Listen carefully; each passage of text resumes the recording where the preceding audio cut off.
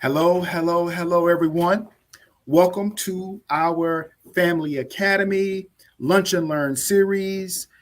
So happy for you all to be with us today.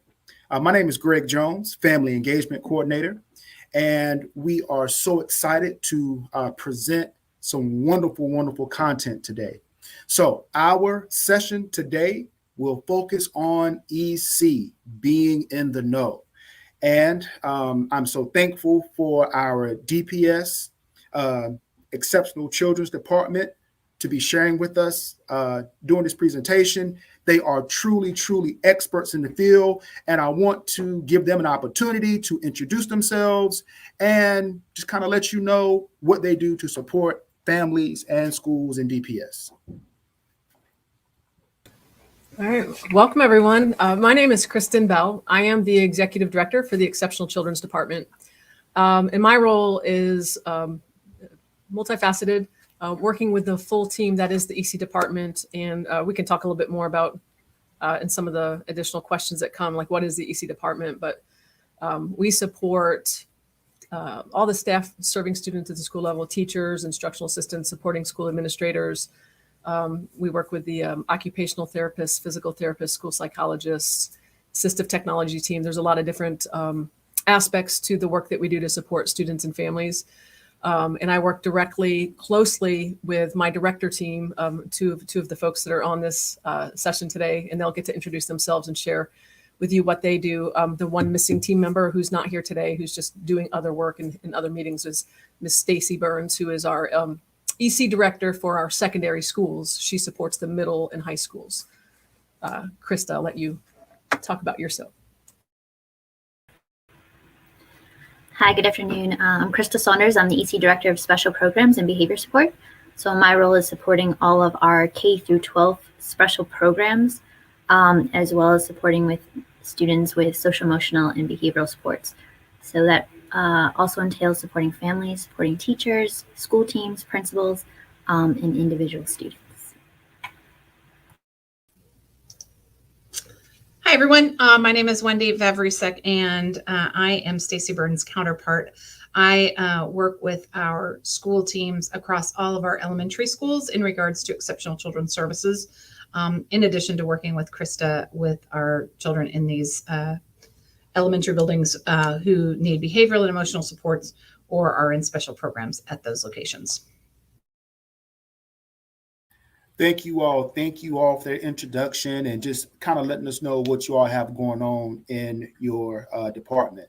So, for our families, I just want to start off at the basic of basic levels. What is EC?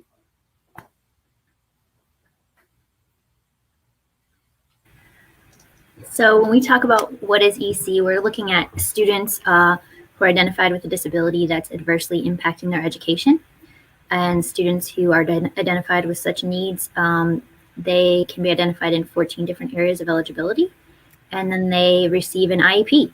And that individualized education program, that IEP, outlines their needs, their strengths, their goals, their services. And so that really is what EC is. It's really individualized for every single student across pre-K through 12th grade, and services follow students, and IEPs are reviewed at a minimum once a year. And so again, it looks really different for every child depending on what their IEP says they need. Okay. May I just add a little bit to that? Sure. We say EC a lot, or just define. EC stands for Exceptional Children, otherwise known as Special Education Services. People more commonly know it as that. And like Krista said, our work is really governed by the Individuals with Disabilities Education Act, otherwise known as the IDEA. So there's federal legislation and state policies that guide the work that we do, all the way from our child find responsibilities, how we identify, evaluate, and locate children, and how we serve them, to specific information around discipline, and how we develop IEPs, all of the requirements around that. I will add a little bit further on that.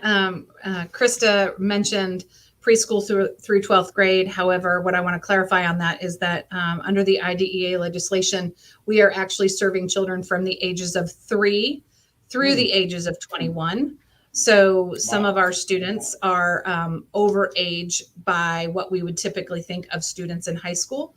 And those are often our students who need more time for whatever reasons. And so they might spend more time at various levels along the way. But yes, we do have children that we are serving up through their 21st birthday until they turn the age of 22. Wow, that is a great bit of information there to let our families know. Now, EC, elementary, middle, high school. I've worked at the elementary level, also at the middle school level. And how does it look, at the different levels? And I know, EC is so huge that there is so much information out there. But just if you could just kind of give us just some very foundational information on the differences when we look at the EC level and elementary, middle, and high school.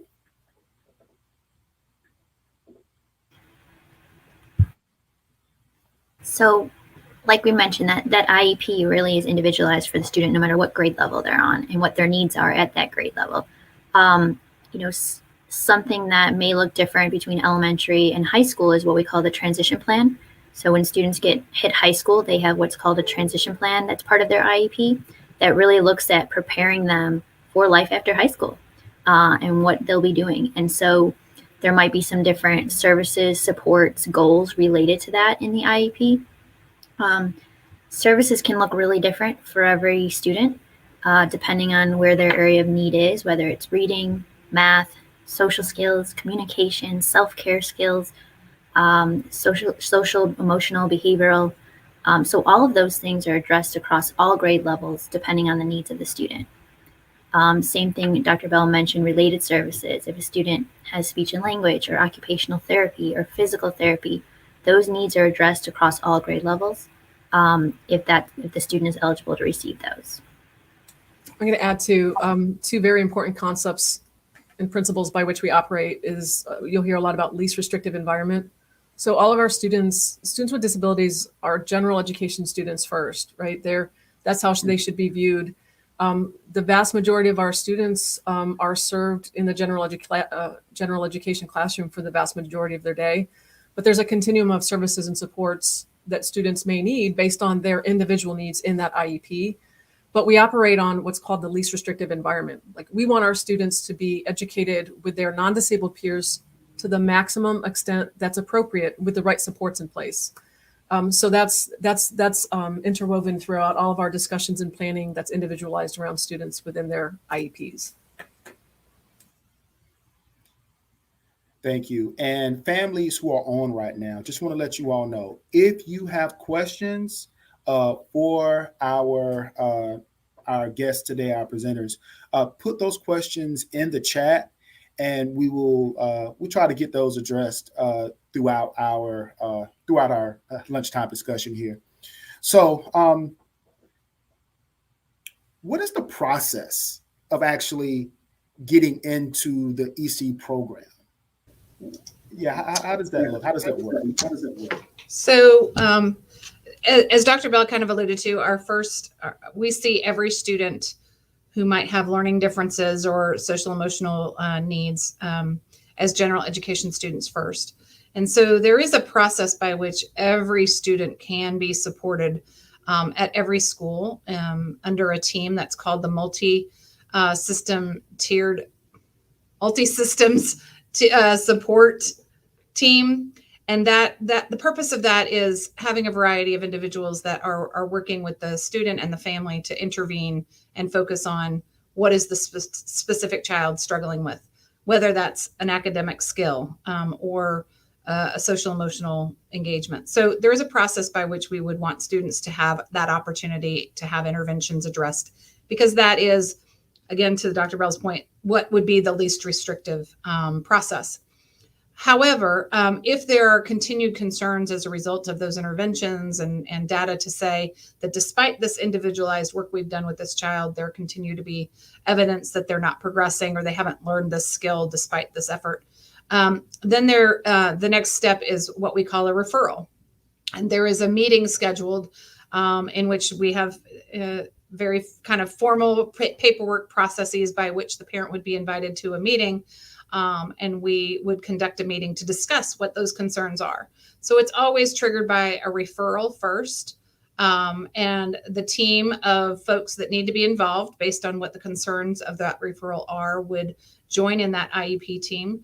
And then they discuss that and determine whether or not there is information that suggests that a disability may be present and that we should move forward with an evaluation. So there's a variety of layers within that in terms of the conversation about what is the target of the evaluations. Are there specific areas of disability we are concerned about and we would focus on? And we ask for consent to conduct an evaluation only at that point. Following all the evaluation procedures, all of the team, of which the parent is a team member all along the way. We come back together to review all of the evaluations. And from the results of the evaluations and all of the input gathered, the team determines eligibility for special education.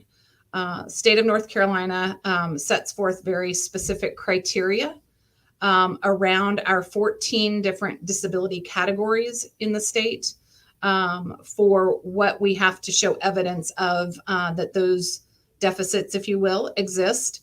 And that without that specially designed instruction, also known as the IEP, the child cannot make adequate progress. And so then that is what would lead to determining the eligibility and then ultimately proposing an IEP to the family.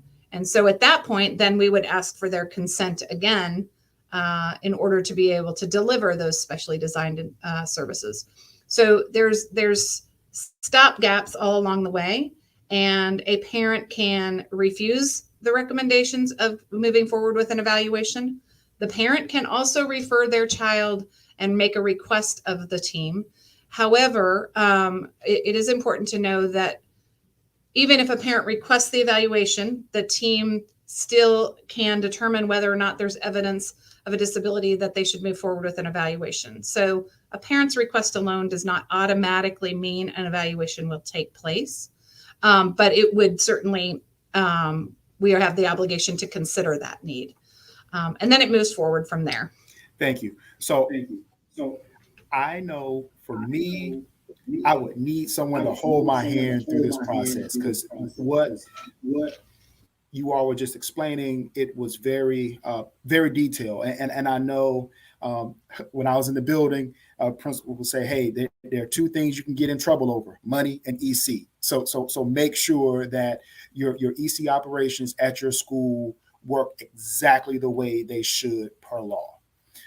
So I do have a question that I want to pull up here from someone from our DPS page, and I'll just pull it up on screen.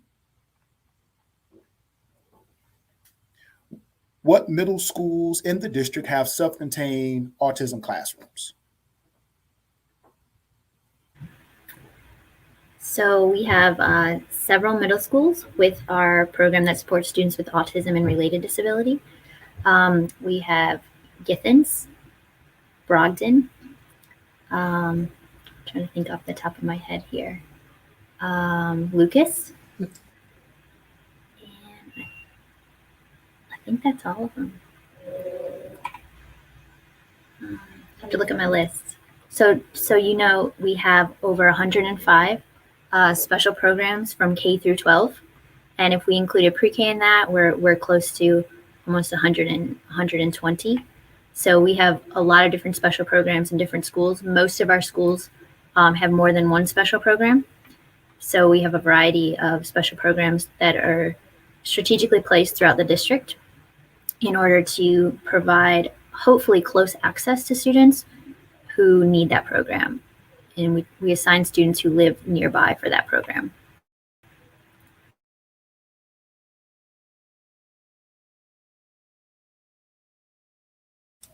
I think you're muted, Greg. Thank you. So as we continue this conversation, a lot of times I remember as a teacher in the classroom, sometimes parents feel that they don't want their child in the EC program, or have certain feelings about, how it operates. So, and I think we've kind of alluded to this before, but just specifically, is the EC program just for kids who are behind in their academics? No, it's not strictly about being behind, and it's not strictly about just what we consider like reading, writing, math, academics. So Wendy already explained the student has to meet the eligibility criteria of having a disability, not just being behind or below grade level. And we look at providing a lot of services.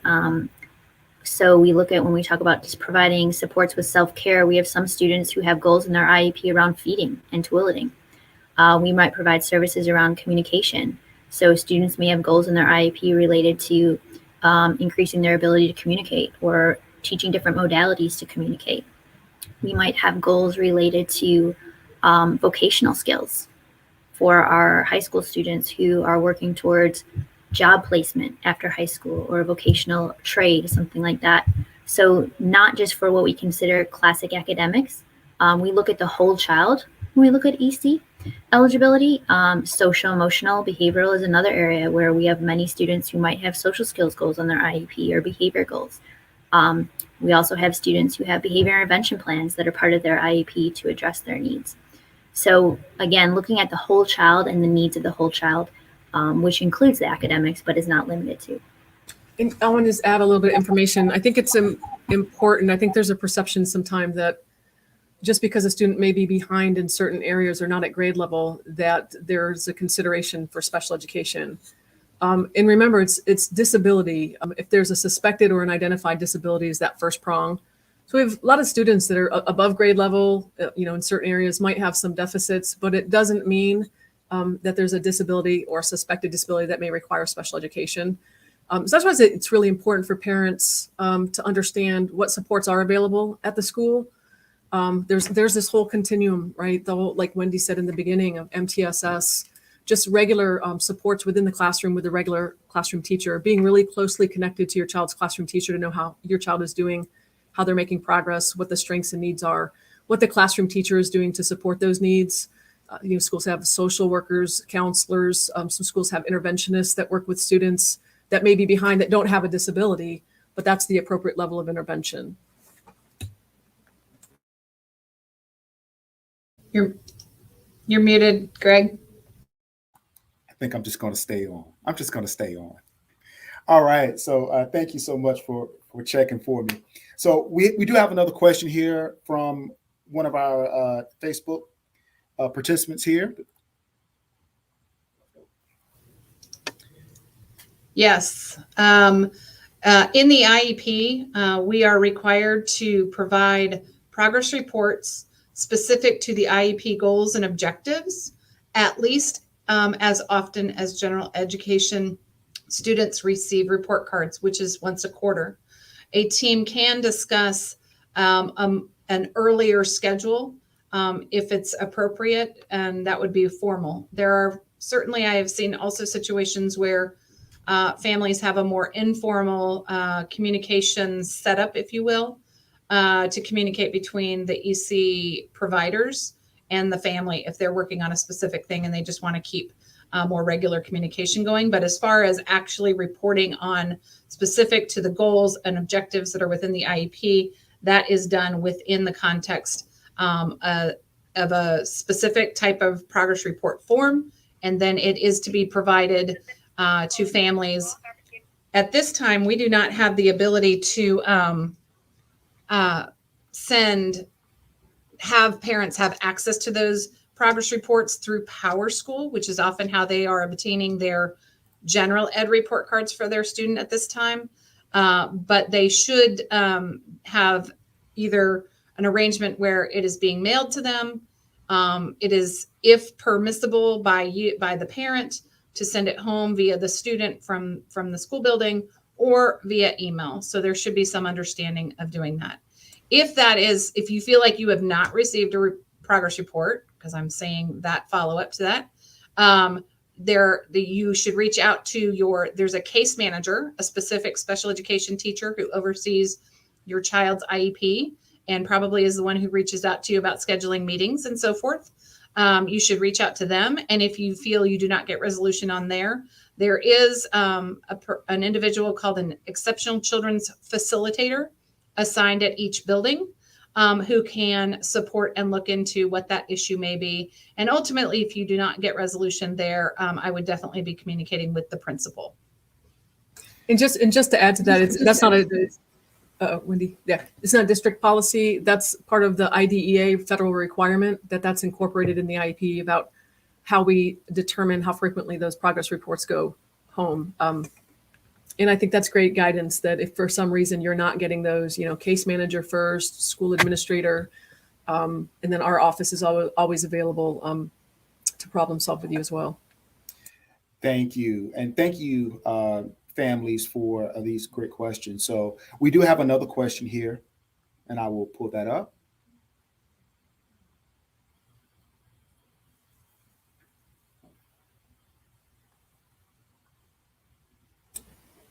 Yeah, so I'll start with that one. You guys can jump in. So that shouldn't be a determining factor that a student wouldn't qualify for EC services based on a specific IQ score. So for each of the 14 areas, it depends on what the team is suspecting, which area or areas of suspected disability. When they do that referral meeting, they're identifying that. Based on the data that we have about this student, we're suspecting, say, another health impairment or an intellectual disability, or maybe multiple. So based on what they suspect, there's specific screenings and evaluations that are required to be completed. And then the criteria for determination really are those three prongs. Like for intellectual disability, there's a requirement for cognitive scores to be within a certain range. Wendy, I know you've got the school psychology background, so I'm going to let you add to that. But for other areas, even though a cognitive may be required, there's not necessarily a set score. So it really depends on the area of suspected disability and the criteria for eligibility within that. And ultimately, those three questions of, does the student qualify for one or more of the 14? What's the adverse effect on their educational performance? And is there a need for specially designed instruction? And Wendy, I know you can add more detail to that. Yeah, I mean, I think to that point that every category has very specific criteria. So I don't know if that question might have been related to the former definition of criteria for specific learning disability, where there used to be a discrepancy model, whereas if a child's cognitive or intellectual ability was here, but their educational performance in particular areas was 15 points or lower, that criteria has not been in place since July of 2020 in the state of North Carolina. There's a different model for determining eligibility as a student with a learning disability. So I don't know if the question is related to that specifically, but there is very specific criteria. And when we talk about intellectual disabilities, it is not just based on an IQ score. There are aspects of how their adaptive skills, their adaptive functioning, which has to do with their kind of daily living and self-help skills. And then there's certainly educational scores. And we never want to take those scores lightly in anything we do. As a psychologist, I would always want to make sure that my evaluations, I feel, are valid and an accurate reflection of the child. It was always, when I've had a parent nodding that what I was saying they could relate to, that to me felt like an endorsement that the child in the snapshot of that evaluation process that I got was a reflection of what they see in their home on a regular basis. So, and if there's any question about those, that it is a lot to process in those evaluations. Our folks are working hard to certainly catch up from our pandemic closure and not having access to students to complete those evaluations. So there's a lot going on with our psychologists and other folks evaluating to try and get caught back up. We're getting close. But if there's ever questions about those evaluations, please don't ever hesitate to speak to that provider who conducted them. They can certainly have a conversation by phone, by Zoom, or potentially scheduling a meeting if needed to really talk about those in more detail if you have specific questions or need to understand that. Because in the scope of those meetings, if you don't have understanding of it or you're confused, it can be a lot when you're in those team meetings, and we never want a parent to walk away feeling like they still don't know what happened. Thank you. So I think right in line with these great parent questions. So let's say my child is in the EC program at school, at their school, going through, matriculating through school. How do I know if my child is getting what they need in the program? Like how do I know that as a parent? That's a great question. I think as with whether your child has an IEP or not, that relationship that you have with the school team is really critical. So one thing we talked about is that progress report that you should be getting when the report cards come out. That should be in understandable language for you as a parent too, to really detail what kind of progress your child is making towards those goals and objectives. And I think, again, as always, sometimes we use a lot of technical jargon. If you get that and it doesn't really make sense or it's not clear to you, request a follow-up meeting or a conversation with the EC case manager to make sure that you really do understand where your child stands with their IEP progress. The other critical thing is just knowing where your child stands in relation to their grade level expectations. And that's that relationship also with your general education teacher who's teaching that core content to your child. And they're both important, right? It's critical that the IEP is addressing the disability needs, which should help them make progress towards those goals and objectives. And there should be some correlation with the grade level standards. But you also need to make sure that they're making progress towards, I'm a fifth grader, that I'm making progress towards the fifth grade standards. And how do you know that? It really is access to the team. Same thing if my child gets, say, speech language therapy. I should be getting that report from the speech language pathologist about how they're progressing. And then I think, not everything has to happen through an IEP meeting. You can just do a parent-teacher conference, picking up the phone, asking any questions that you have. It doesn't necessarily always have to be through the formality of an IEP meeting. Thank you. So we've talked a lot about entering EC program at a school for children. How do kids exit the program? Like, is that, what is that process? Does, EC follow my child throughout, their academic career, even if they're not receiving services anymore? Maybe, for example, in elementary school, my child received speech services or, something like that, but now no longer receive those particular services. How does that work? How does it look? As far as the exiting? So also driven by IDEA, we are required to conduct re-evaluations for students every 3 years or earlier if a team deems necessary. A team might feel that it is necessary because they're saying, something's changed. He's drastically improved. He's making good strides. We are close to closing that gap. We don't really want to pull him away from his general education content. Let's conduct a reevaluation to determine whether or not he continues to need specially designed instruction. Again, that's the IEP. And so as a team, the IEP team, which there are required members to attend on those meetings, but they would come together and talk about what do we need to evaluate. And in some cases, you are looking at two options under a reevaluation process. You are looking at the possibility of changing a student's category of eligibility. So, Mr. Jones, to your point, one of the things was if he was speech and maybe there were now showing up as other academic or other maybe behavioral, social, emotional concerns, the team could talk about looking at a different category that speech does not, because those things are not encompassed by speech and language. So they might look at a different category, such as specific learning disability or behavior, an emotional disability, by which we would need to do all of the evaluations required in those specific areas to determine eligibility for those categories. However, the reverse is if a child was identified in one of those categories and a team believes, hey, we're not sure this child needs these services anymore, that's also an eligibility question. And so we would want to evaluate again, for all of the things in that category to determine that their data is current and relevant and tells us, hey, they no longer need these services. And we would then conduct what's called an exit, which means that as part of the eligibility, that when you come back to the table and review all the testing evaluation results, the team determines through the eligibility, there's specific worksheets where we have to document how the child's skills are impacted, either positively or negatively. And that ultimately determines whether or not the child continues to be eligible. And if there is what we call a non-eligibility, that means they are no longer eligible, and then they exit services, meaning they are no longer pulled. There's no IEP in place anymore.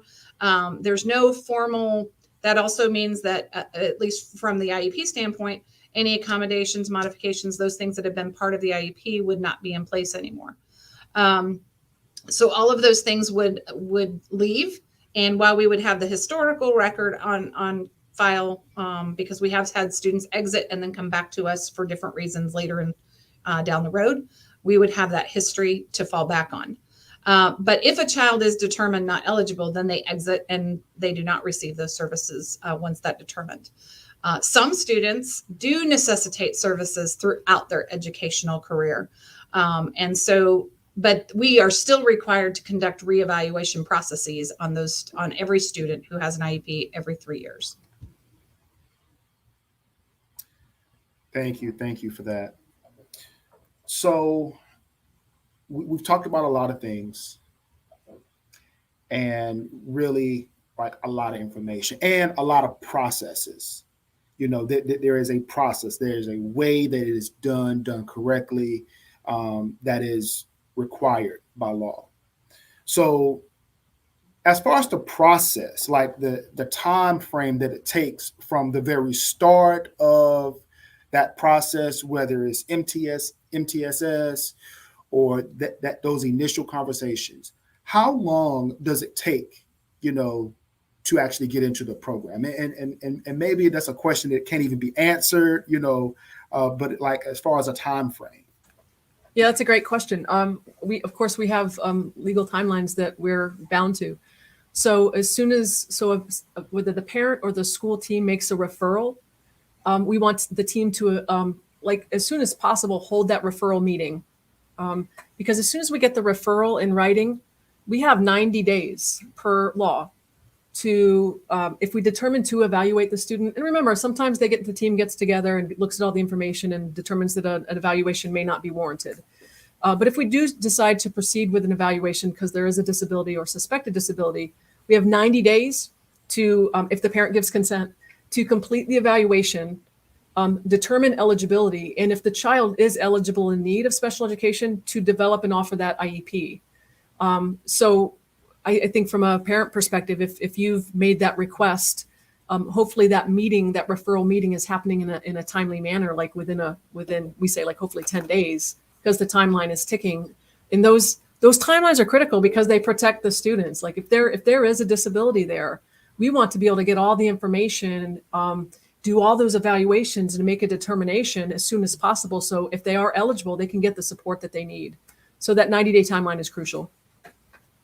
Thank you. And we do have another question here from our Facebook page. So my son is a 5th grader in an MU classroom. What is the process and timeline for when we will learn about his assignment to a new middle school? What middle schools have MU classrooms? Great question. So I'll start with the process of how special program assignments are made. So by board policy, we're required to place students at their base school if that base school has a program that will meet the needs outlined in their IEP. So for example, we would look at your address, where you're zoned for, where's your base school, does that base school have an MU program, and does that MU program have space? If so, then your child would go to that program. If not, we look at the next closest middle school with an MU program with available space to assign your child. We have 2 MU programs for middle school, Lowe's Grove and Neal. And when I say have space, so there is policy around the number of students we can have in our special programs. And that depends on the special program, but those numbers range from 8 to 12 students. So we have to cap them to meet the needs of the students in those programs. Ideally, we like assignment information for the next school year to go out at the end of March. Occasionally we have holdups for one reason or another, and it's later in the spring. But our goal date is the end of March to notify both the sending school, the receiving school, and the parent, guardian, caregiver of what that assignment will be. Once everyone's notified of the assignment, you'll get a letter from our office directly notifying you of your child's program and school assignment for the upcoming school year. And then the school team will schedule a transition meeting, and they'll have both the sending and receiving school, and of course you at that transition meeting, to review the IEP, discuss any needs related to the transition, and really plan for that transition. So that's how that process works. And I'll also add the question about the AU programs. Little River also has a middle school program. When Little River became a K-8 school, we added a middle school program to that school as well. Thank you. And we also have another, not necessarily question, but comment. So we had an eligibility meeting scheduled this week. Meeting was canceled by EC teacher without a timeline to reschedule. 90 days from the referral is tomorrow. So I guess the question is, okay, how do we address the situation in this way, this type of situation? Yeah, I mean, you definitely need to. That's a problem. That's it, because we need to meet those 90-day time. I don't know the circumstances around why it's been so delayed. Sometimes there are some legitimate reasons, but I think definitely as a parent, checking back in with that case manager about the rescheduled date. It doesn't sound like it's going to be happening tomorrow if you haven't received notification yet. It could if you agreed to it and they can hold it. But you're also Well, tomorrow's the holiday, so it's not happening tomorrow. Assuming it was a regular work day, it technically could have if the parent was in agreement, but that's, it sounds like it's going to go out of what we would say compliance. So I would follow up with the case manager. If you don't hear back, that's where if you know who the EC facilitator is for the school, or definitely a school administrator. The other issue is if we go over the 90 days and the student is found eligible because it's an initial, there could be a requirement for some compensatory services. So that's another situation. We found eligible in its weeks or whatever after those services we defined had not been provided per the timeline. We may have an obligation to make those up for your child as well. But definitely reach out to the teacher, the administrator, the facilitator, anyone that you can get a hold of to ask about when that's going to be rescheduled. Thank you so much, Dr. Bill, for addressing that concern. Our time is almost up here, and I only have one more question on my list, and we may have a parent to ask an additional question, which would be fine.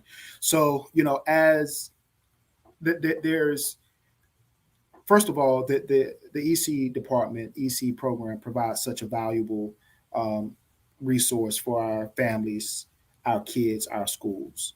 And just from my experience, it is a very engaged process with families, as far as IEP meetings, access to information, making sure that everyone understands what's going on the same page, and even incorporating parent input into goals. I think that's wonderful. But as we think about this and talk about it, those additional responsibilities that parents would have as a parent of a student who is in the EC program. Can you all speak to those additional responsibilities? Well, like you said, Mr. Jones, we want to partner with parents, and it is a partnership process. The parent guardian is a required member of the IEP team. So as a parent of a student with a disability, we certainly want you to be at the IEP meetings and participate in that process to give your input and feedback, and any other meetings that come up along the way, whether it's amending the IEP, a reevaluation, developing a behavior intervention plan, whatever may be needed along the way. Dr. Bell mentioned earlier, there's an EC case manager for every student. So partnering with that case manager or that EC teacher around your child's education, just like we would partner, as a parent, you'd partner with your child's teacher, and whatever that entails, whether it's, emails or phone calls or great news going home or troubleshooting when issues come up, or things like that. So it's a partnership process. And again, the parent is a required member of that IEP team. I just have to add, I think these processes, Greg, like you said, can be so complicated, especially if you're a new parent involved in the referral. And I would say, like, ask questions, like, don't be afraid, because it can be a very intimidating process. And we know that. Like, you could be coming to the IEP table with 5 to 10 people around talking about your child in a very vulnerable situation. So whatever you can do to prepare yourself, however we can help you prepare for IEP meetings so that you feel like you're coming in and you can be a really meaningful participant in that discussion and not feel intimidated by all the folks around the table because it's so, policy and the jargon. We need to make sure that we're doing a good job to, when you're at the table, making sure you feel comfortable in your understanding, and we're not using jargon and we're not throwing out terms that people around the table don't understand. And you have the right to bring someone with you if you feel comfortable. We have parents that bring other family members. We have parents that bring advocates. So if you need help with some of those resources, the Exceptional Children's Advocacy Assistance Center is it's called ECAC, is a great support for parents. They have, you can call in and get guidance. They have great documents that in parent friendly language to help understand some of these processes. But I would say, ask questions. Don't be afraid to make recommendations and make suggestions, and reach out if you don't feel like you're getting the support that you need. Knowing what those layers of support are, from the classroom teacher to the facilitator to the administrator to anyone in our office, so that we can help you. Thank you so much. So that was my last question. I do want to just pause for just a minute or two. Do we have any other questions from our participants virtually at this time? Greg, I see a great question here. I think and I'm probably going to defer to Wendy on this one. I know how to answer, but Wendy's got the background on that too. There was a question on the difference between Section 504 and an IEP. And that's a common question. So if we could address that, that would be cool. Wendy. Hi. So yes, Section 504 and IDEA have, I would say, are somewhat parallel. And 504, it comes from the Americans with Disabilities Act, is governed by ADA. And we are required to look at 504, which is, we look at it differently than we look at IDEA, because we are an agency that receives federal dollars. And so therefore, ADA was originally a law regarding access. So back when it first evolved, it was what required wheelchair ramps and doors wide enough and things of that sort. It has a lot of areas, but in a nutshell, 504 provides accommodations and supports that a student might need when they are in the general education setting because of a disability.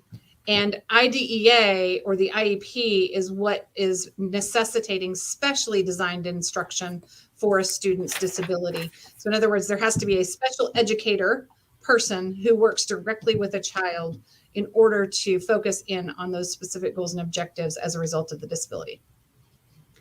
Which also, the IEP includes accommodations and modifications. So 504 is kind of a lesser thing in that it just gives the accommodations and supports, and then the IEP is what provides the specially designed instruction along with accommodations. All right. Thank you. So I do want to let our families know that this is part one, and we will have a part two of this EC conversation on next Wednesday, same time, same place. So please put that on your calendar. Also want to let participants know that we will be scheduling a Spanish presentation of this as well. We had one scheduled for today, but we wanted to make sure that we had the experts on to provide this information, and couldn't get the schedules to jive, but that is coming. We will be having those sessions next week, November 17th. Thank you all so very much. Participants, thank you all for a very engaging discussion around EC. I want to thank our participants, Dr. Bill, Krista, Wendy. Thank you all so very much for your expertise in this area. And that's it for me. Do you all have any closing comments before we end our broadcast today? Thank you. Yeah, thank you. We're here to help in any way we can or provide information and give clarity. So please don't hesitate to reach out. Perfect. Well, I hope you all have a fantastic holiday weekend. Thank you, families. And this concludes our Lunch and Learn series on EC broadcast for November 10th. Have a good one. Bye-bye.